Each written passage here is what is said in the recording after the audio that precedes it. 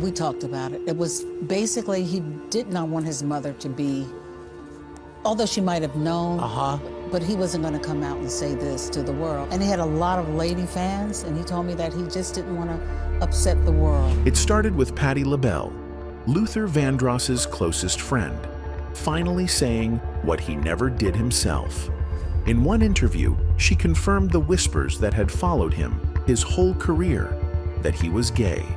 From quiet partners like the mysterious lover in LA,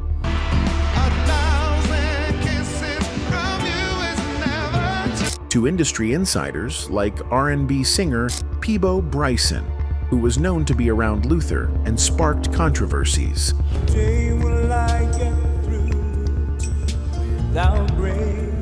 And his bassist, Marcus Miller, who also was suspected of having a secret affair with Luther.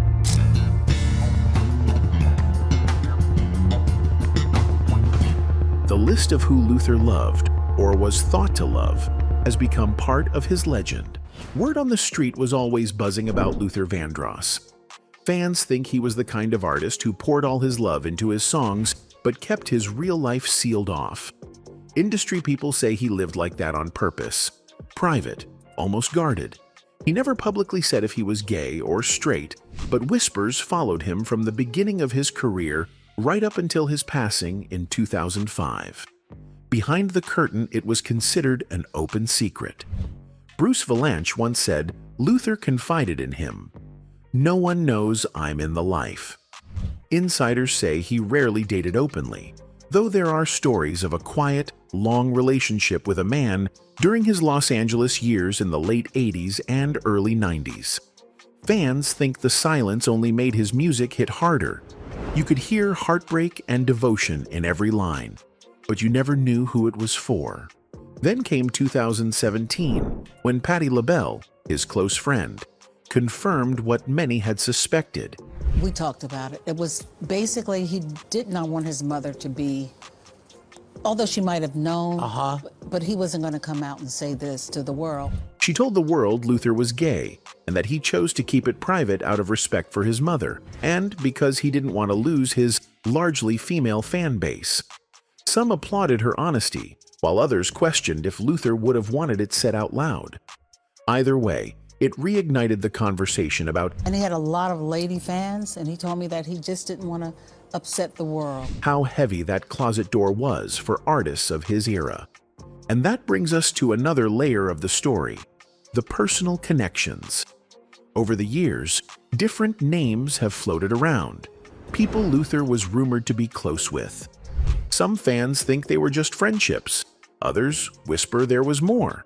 Industry people say there were a few recurring names, though nothing was ever confirmed. So let's go down that list, one by one, and look at who Luther was linked to, what's rumor, what's speculation, and what might actually have been true. Out of all the whispers about Luther's private life, the one that feels closest to the truth is the story of an unnamed partner he supposedly had while living in Los Angeles in the late 80s and early 90s. This isn't fan fiction pulled from thin air. It comes straight from Bruce, who revealed that Luther once admitted his longest romantic relationship was with a man during that period.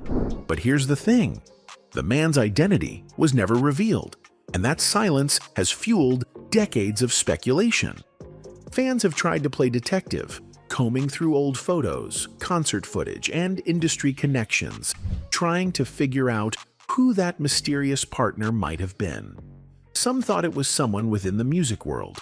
Others guessed it was someone outside of show business entirely. Industry folks say the fact that no name has ever surfaced shows just how careful Luther was in protecting the relationship and how much he valued privacy over public acknowledgement. What we can gather is that this was likely the closest Luther came to a settled partnership.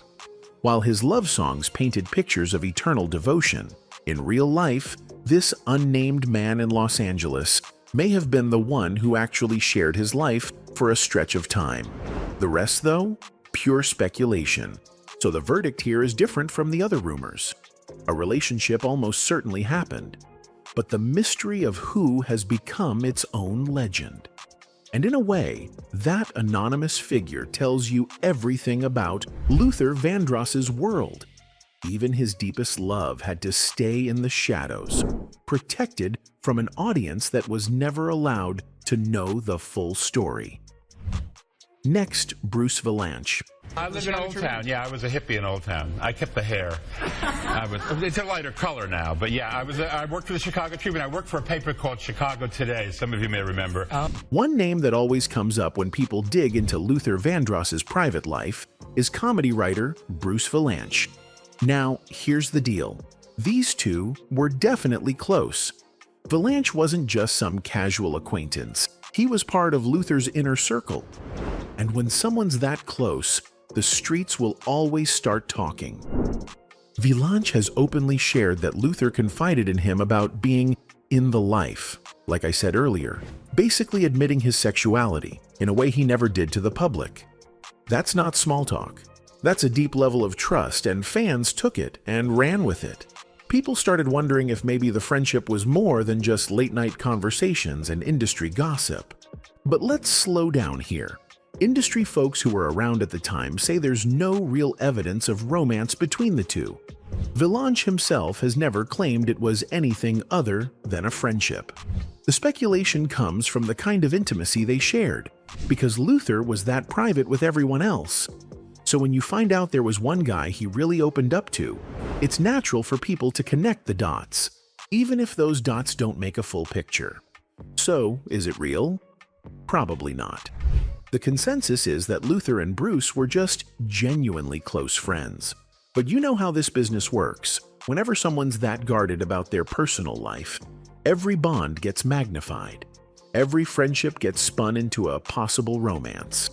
And in Luther's case, that silence only made the rumors louder. And then there's David Ritz.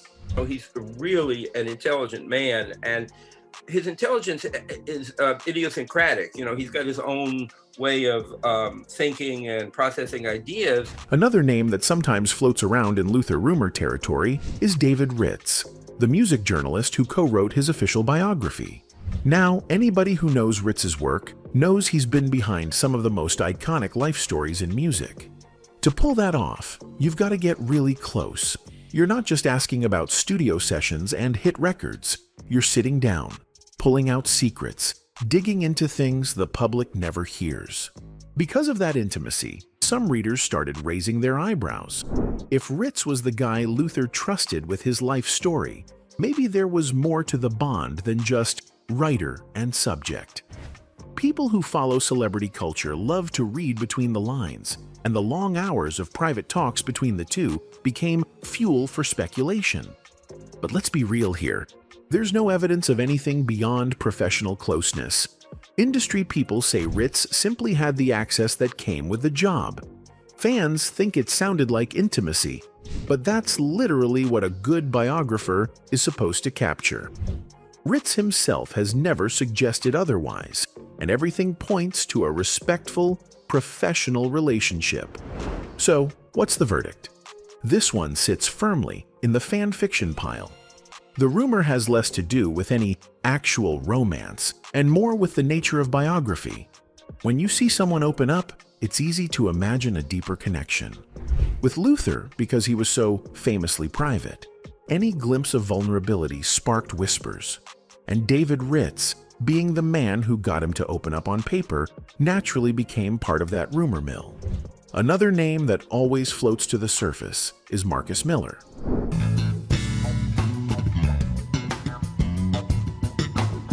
Now, if we're talking about people Luther was linked to, you can't skip over Marcus Miller.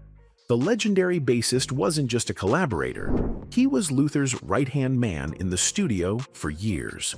From arranging songs to shaping that lush Vandross sound, Miller was there, locked in, and always in the mix. And when two artists spend that much time together, tour buses, hotel lobbies, endless recording sessions, the rumor mill starts to hum. Fans pointed out the obvious. Luther and Marcus had chemistry, not just musically but personally. They admired each other deeply, spoke about each other with almost glowing respect, and shared a brotherhood that wasn't common in the cutthroat world of music. Add in the fact that they were often seen traveling together, and for some people, that closeness automatically got spun into something more. But here's the truth. Everything points to this being pure fan imagination. Industry folks who know both men say the bond was musical, full stop. Marcus has always credited Luther with pushing him creatively, and Luther trusted Marcus to bring his vision to life. That kind of partnership can look intimate from the outside, but it doesn't mean it crossed over into romance. So, was Marcus Miller secretly Luther's great love? Highly unlikely. What it really looks like is one of those rare creative partnerships where two geniuses actually clicked without ego, without friction. And in Luther's famously private world, a friendship that close was bound to spark whispers. Fans think it had to be more, but the receipts just aren't there. Which brings us to Patti LaBelle.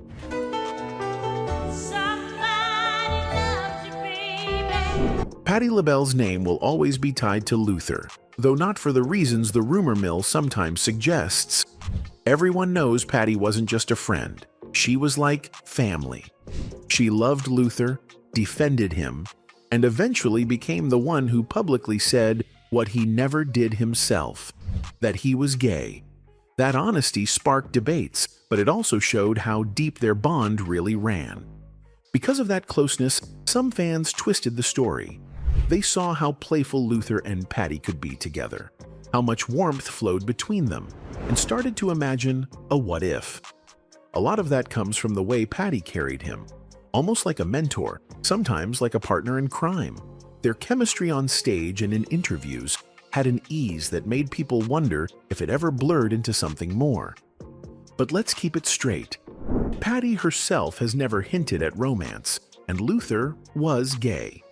The speculation is more about how fans read emotional intimacy, especially in a business where friendships between men and women are often sexualized by default. Patti gave him the kind of unconditional support he didn't get from the industry, and in return, Luther trusted her more than almost anyone. The bond was real, the love was real, but it wasn't that kind of love. Still, the fact that Patti was the one who finally pulled the curtain back on Luther's private life will forever tie her name to his legacy. And when two stars share that much energy, the rumor mill is always going to spin, even if the truth is something different. Next, Peabo Bryson.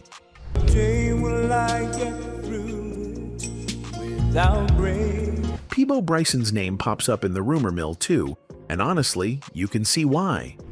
He and Luther shared that silky R&B lane, and every time they hit a duet or showed up together, the chemistry was undeniable. Two powerhouse vocalists with velvet voices leaning into love songs side by side. It was bound to make fans start reading between the lines. Some listeners swore there was a little extra charge when Luther and Peabo performed together, almost like the subtext was bigger than the lyrics. Fans started asking, was this just stage magic, or was there something behind it? And because Luther kept his private life so tightly locked, the imagination filled in the blanks. But here's where the fantasy stops. Industry folks who are close to both men say there's nothing beyond professional respect and friendship. Luther and Peabo were just R&B contemporaries who happened to share a wavelength musically. Their voices blended beautifully, and their public admiration for each other only added to the illusion of romance. So, was Peabo Bryson secretly Luther's duet partner on and off the stage? No evidence says so. What we're really looking at is one of those classic cases where fans see sparks simply because the performance feels too good to be just acting. With Luther, that mystery around his real life made every duet, every glance, every harmony feel like it could mean more. And that's why Bryson's name keeps floating in the conversation, even if the truth is just two artists vibing musically at the highest level. Next up, Nat Adderley Jr.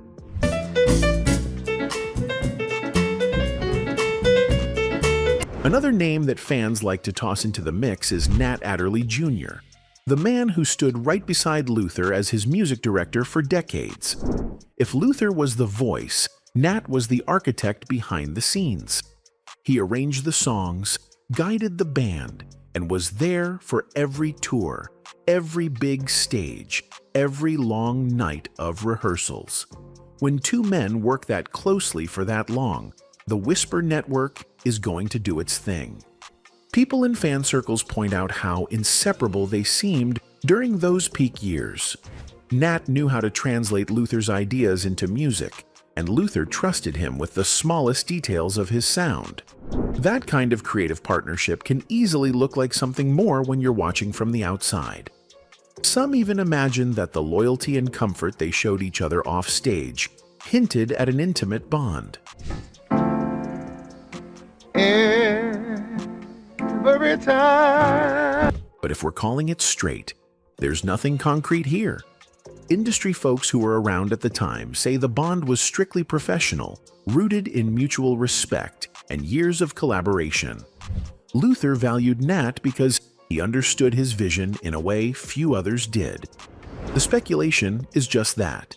Fans letting their imagination run because Luther's silence left room for every close relationship to be romanticized. So what's the verdict? Rumor only. Nat Adderley Jr. wasn't a secret partner. He was Luther's right hand in the music, the steady presence that helped shape some of the greatest love songs ever recorded. Still, because Luther kept his real romances hidden, every creative partnership, especially one as deep as this, was destined to spark whispers. Next, we have Gregory Hines.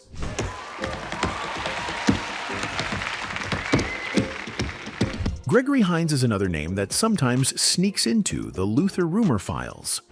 On the surface, it makes sense.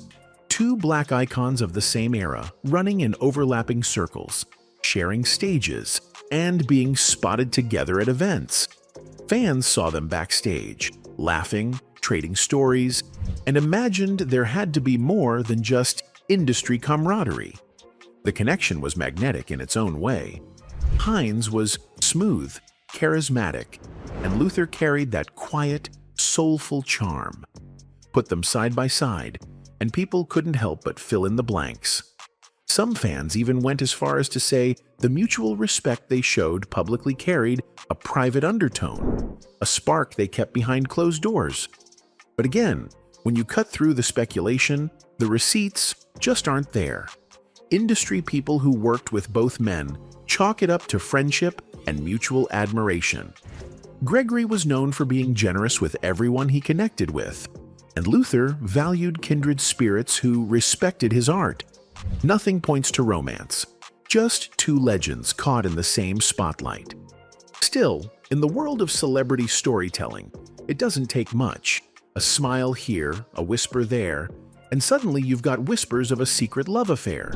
In reality, it's far more likely that what Luther and Gregory shared was the kind of artistic bond and friendship that comes from surviving the same business, not a hidden romance.